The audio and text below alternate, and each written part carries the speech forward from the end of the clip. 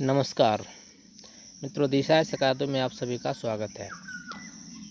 आज हम लोग अत्यंत ही महत्वपूर्ण सेशन डिस्कशन करने वाले। इस सेशन में हम लोग करंट अफेयर की चर्चा करते हैं।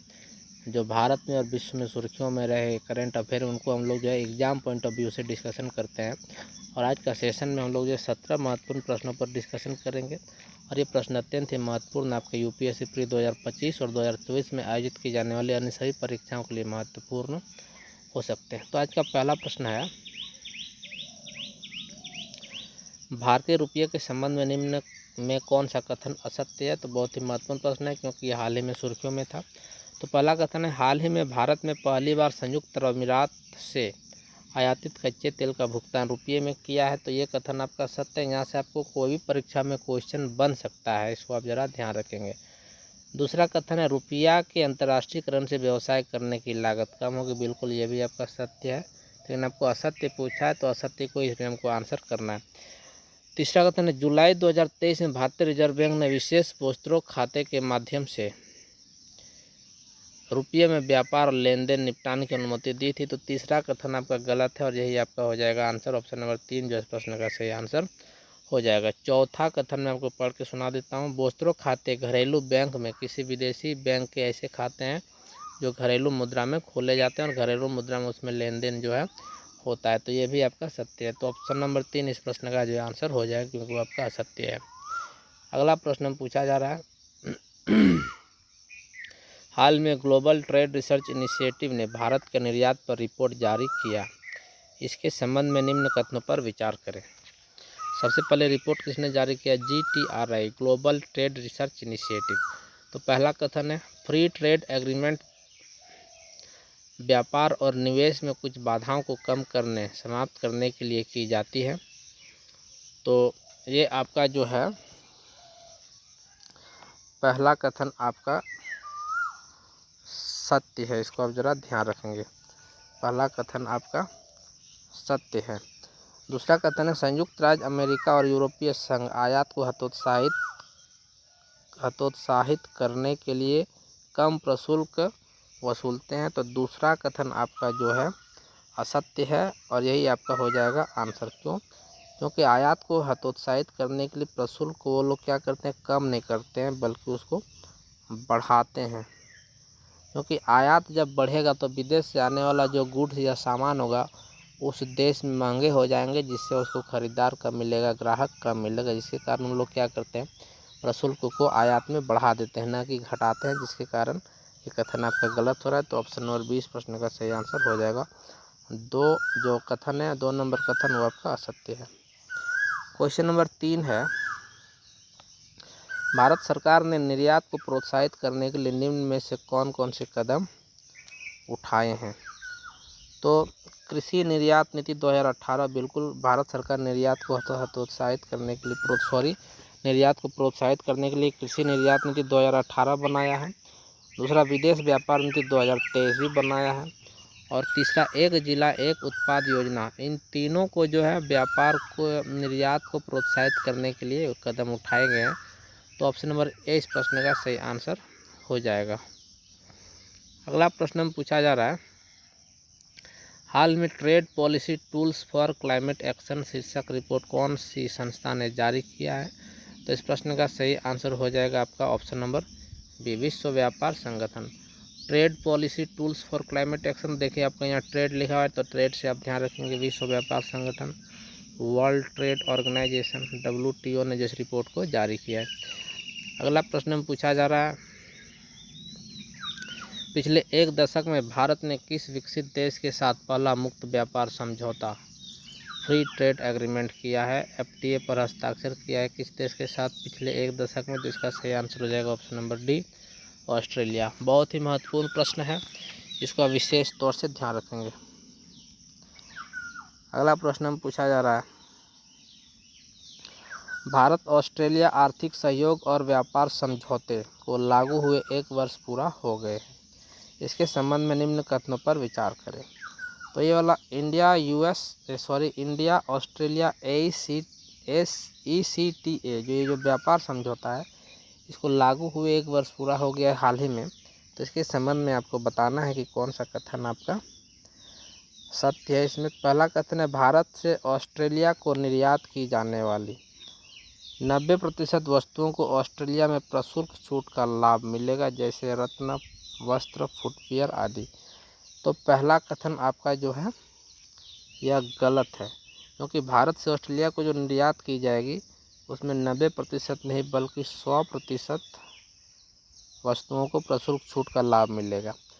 दूसरा कथन, ऑस्ट्रेलिया से आयात की जाने वाली 80% से अधिक वस्तुओं को भारत में प्रशुल्क छूट का लाभ मिलेगा, जैसे कच्चा माल तथा कोयला खनिज जैसे वाइन आदि। तो दूसरा कथन आपका सत्य है। तो इसमें जो है क्वेश्चन में क्या पूछा जा रहा है, उपरोक्त में से कौन से कथन सत्य है? तो सत्य आपका 2 नंबर है, तो बी आपका इसमें सही आंसर हो जाएगा, 2 ओनली। अगला प्रश्न की ओर बढ़ते हैं। इस प्रश्न में पूछा जा रहा है, हाल ही में सुर्खियों में रहा स्क्वायर किलोमीटर एरे ऑब्जर्वेटरी का मुख्यालय कहाँ है?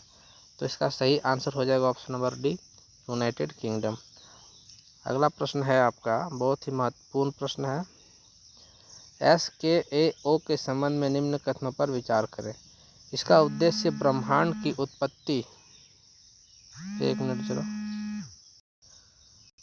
इसमें पूछा जा रहा है, इसका उद्देश्य ब्रह्मांड की उत्पत्ति व गुरुत्वाकर्षण तरंगों का पता लगाना है। तो पहला कथन आपका सत्य है।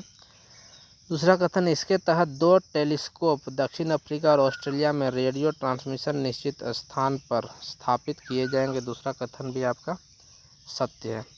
तो इसमें पूछा जा रहा है कि उपरोक्त में से कौन सा कथन सत्य है? दोनों कथन सत्य है। ऑप्शन नंबर सी इस प्रश्न का जो है सही आंसर हो जाएगा।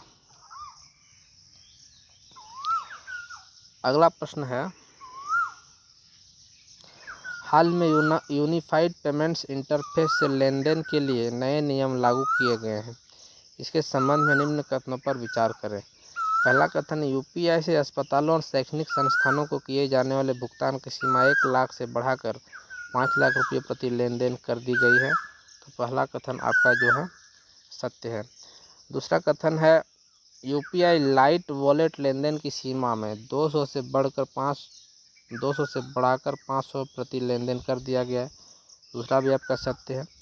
तीसरा कथन है, ग्राहकों को स्टॉक मार्केट से शेयर खरीद कर UPI से भुगतान करने की मंजूरी दी गई। तीसरा भी आपका सत्य है। तो क्वेश्चन पूछा जा रहा है, उपरोक्त में से कौन से कथन सत्य हैं? तो इसका सही आंसर है ऑप्शन नंबर डी, 1, 2 और 3। अगला प्रश्न पूछा जा रहा है, हाल ही में किस देश ने हिम तेंदुए को राष्ट्रीय प्रतीक घोषित किया है? तो इसका सही आंसर हो जाएगा option number A, Kyrgyzstan. Kyrgyzstan ने जो है हिम तेंदुए को अपना राष्ट्रीय प्रतीक के रूप में घोषित किया है। क्वेश्चन नंबर 11 है, हाल में सुर्खियों में रहा हिम तेंदुआ के संबंध में निम्न कथनों पर विचार करें। तो आपका इसमें पहला कथन है, इसे प्रायः घोस्ट ऑफ माउंटेन के रूप में जाना जाता है। बिल्कुल पहला कथन आपका सत्य है। पहला कथन आपका सत्य, इसको आप जरा ध्यान रखेंगे। दूसरा कथन है, विश्व में सबसे ज़्यादा हिम तेंदुए भारत में पाए जाते हैं। तो दूसरा कथन आपका गलत है, क्योंकि सबसे ज़्यादा हिम तेंदुए भारत में नहीं बल्कि चीन में पाए जाते हैं। इसको आप जरा ध्यान रखेंगे। तीसरा कथन, इसे लद्दाख और हिमाचल प्रदेश का राष्ट्रीय पशु घोषित किया गया। तीसरा भी आपका सत्य है। चौथा कथन है, हिम तेंदुए की आबादी 12 देश में। बिल्कुल ये भी आपका सत्य है। पांचवा कथन है, IUCN रेड लिस्ट में से वल्नरेबल के रूप में सूचीबद्ध किया गया। ये भी आपका सत्य है। क्वेश्चन पूछा जा रहा है, उपरोक्त में से कौन से कथन असत्य हैं? तो असत्य केवल 2 नंबर है। तो ऑप्शन नंबर 20 प्रश्न का जो सही आंसर हो जाएगा। अगला प्रश्न पूछा जा रहा है, हाल ही में सुर्खियों में रहा वारली जनजाति के संबंध में निम्न कथन पर विचार करें। वारली जनजाति के संबंध विचार करना है। तो पहला कथन है, यह जनजाति तेंदुए को देवता मानकर उसका संरक्षण करती है। बिल्कुल पहला कथन आपका सत्य है। दूसरा कथन, यह महाराष्ट्र क्षेत्र की सबसे छोटी जनजाति आबादी में से एक है। तो दूसरा कथन आपका गलत है, क्योंकि यह महाराष्ट्र क्षेत्र की सबसे बड़ी जनजाति में से एक है। इसको जरा आप ध्यान रखेंगे। तीसरा कथन, यह जनजाति वारली वॉल पेंटिंग के लिए प्रसिद्ध है। तीसरा भी आपका सत्य है। तो क्वेश्चन पूछा जा रहा है, उपरोक्त में से कौन से कथन असत्य है? तो 2 असत्य है। तो ऑप्शन नंबर 20 प्रश्न का जो है सही आंसर हो जाएगा। क्वेश्चन नंबर 13 में पूछा जा रहा है, D2M तकनीक के संबंध में निम्न कथनों पर विचार करें। तो पूछा जा रहा है, इस तकनीक के माध्यम से आपातकालीन अलर्ट बिना इंटरनेट के भेजे जा सकते हैं। बिल्कुल पहला कथन आपका सत्य है। दूसरा कथन है आपदा प्रबंधन ऑडियो कंटेंट लक्षित तरीके से सीधे और प्रामाणिक रूप से प्रेषित किए जा सकते हैं। दूसरा कथन भी आपका सत्य है।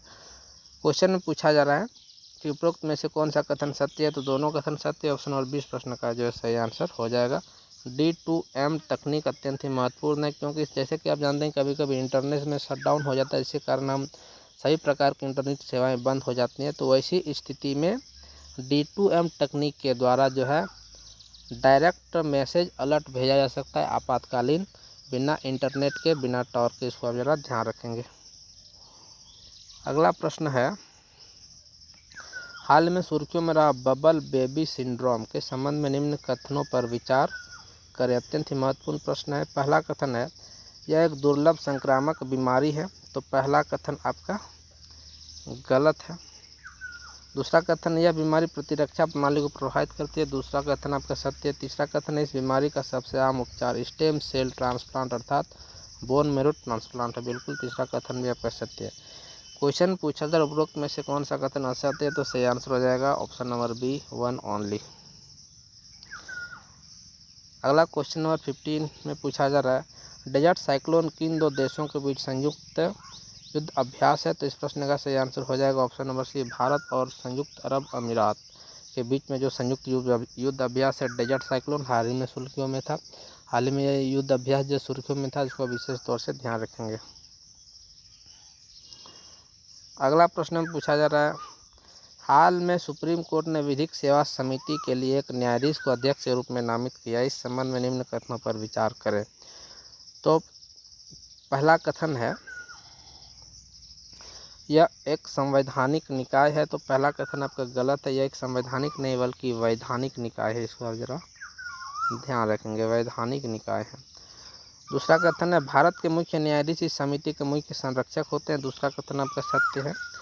तीसरा कथन इसका उद्देश्य निर्धनों, वंचित वर्गों और समाज में हाशिए पर रहने वाले लोगों को निःशुल्क जो है कानूनी सेवाएं, इसको जरा आप ध्यान रखेंगे, कानूनी सेवाएं प्रदान करना है, ये भी आपका सत्य है। चौथा कथन है इसके सदस्यों को भारत के राष्ट्रपति द्वारा नामित किया जाता है, तो ये आपका चौथा कथन भी आपका गलत है, क्योंकि जो इसके सदस्य होते हैं उनको भारत के मुख्य न्यायाधीश अर्थात chief justice of India CJI के द्वारा नामित किया जाता है। पांचवा कथन इस समिति में 9 सदस्य होते हैं, बिल्कुल ये भी आपका सही है। तो क्वेश्चन पूछा जाए उपरोक्त में से कौन कौन से कथन असत्य हैं, तो आपका 1 और 4 असत्य है, तो ऑप्शन और 20 प्रश्न का सही आंसर हो जाएगा। अगला प्रश्न है हाल ही में डेनमार्क की महारानी मार्गरेट द्वितीय ने अपने सिंहासन त्यागने की घोषणा के इस संबंध में निम्न कथन पर विचार करें। पहला कथन है डेनमार्क जटलैंड प्रायद्वीप और उत्तरी सागर के 400 से अधिक द्वीपों से मिलकर बना है, पहला कथन आपका सत्य है। दूसरा कथन है जर्मनी, स्वीडन और नॉर्वे इसके सीमावर्ती देश हैं, बिल्कुल दूसरा कथन भी आपका सत्य है। तीसरा कथन उत्तरी सागर और बाल्टिक सागर से इसकी सीमा लगती है, बिल्कुल तीसरा कथन भी आपका सत्य है। चौथा कथन है अरेसो झील डेनमार्क की सबसे बड़ी झील है, बिल्कुल ये भी आपका सत्य है। पांचवा कथन है गुडेना डेनमार्क की सबसे लंबी नदी है, तो पांचवा कथन भी आपका सत्य है। क्वेश्चन पूछा अगर उपरोक्त में से कौन से कथन सत्य है, तो पांचों कथन सत्य, ऑप्शन और 20 प्रश्न का सही आंसर हो जाएगा। तो यार मित्रों आज का सेशन कैसा लगा आपको, सेशन कमेंट सेक्शन में कमेंट करके वैसे बताएं। यदि आपको सेशन अच्छा लगा हो तो चैनल को लाइक शेयर और सब्सक्राइब वैसे कर लें और बेल आइकन को प्रेस कर लें, ताकि जैसे हम वीडियो अपलोड करो आपको नोटिफिकेशन मिल सके। धन्यवाद।